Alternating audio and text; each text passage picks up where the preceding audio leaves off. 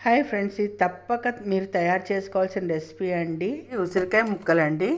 నాకు పొద్దునుంచి పనిలో ఉండి మూత పెట్టేసి ఉంచడం మూలంగా ఇలా నల్లబడ్డాయి. ఊపిరాడక అంటే ఆవిరిగమ్మ ఇలా అయిపోయాయండి.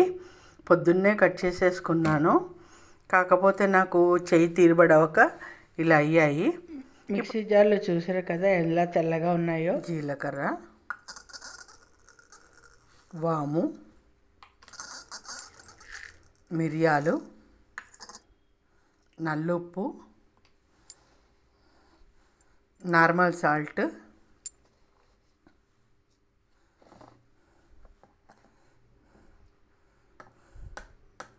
కొంచెం ఇంగువ ఉంటే సొంటి కూడా వేసుకోండి, చాలా మంచిది. లాస్ట్ ఇయర్ వేసాను కానీ ఈ సంవత్సరం లేదు నా దగ్గర. ఇవన్నీ మిక్సీ పట్టేసుకున్నాం కదండి.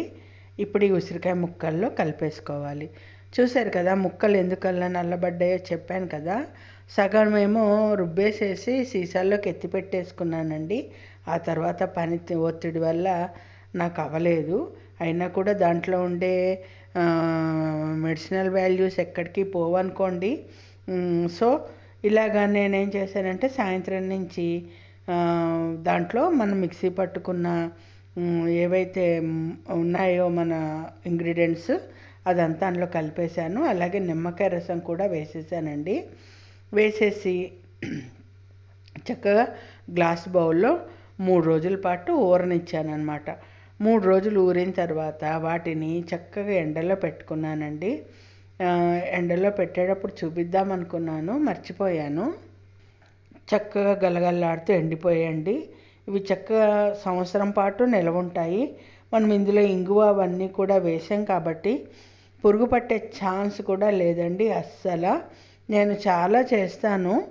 అయితే మొన్న తెచ్చినవి కొంచెమే తెచ్చారు కాబట్టి మా వారు కొన్ని మాత్రమే చేశానండి. కొంచెం పచ్చడి పెట్టి మా అమ్మాయికి ఇచ్చాను, కొంచెమేమో ఇలా పచ్చనాంలా తయారు చేశాను అనమాట.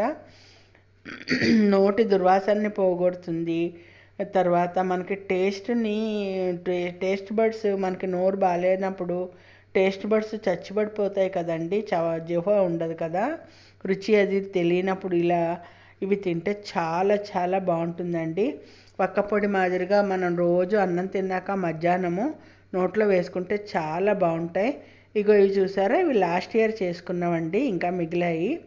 చాలా చేస్తాను నేను, ఇలా స్టోర్ చేసి పెట్టుకుంటాను.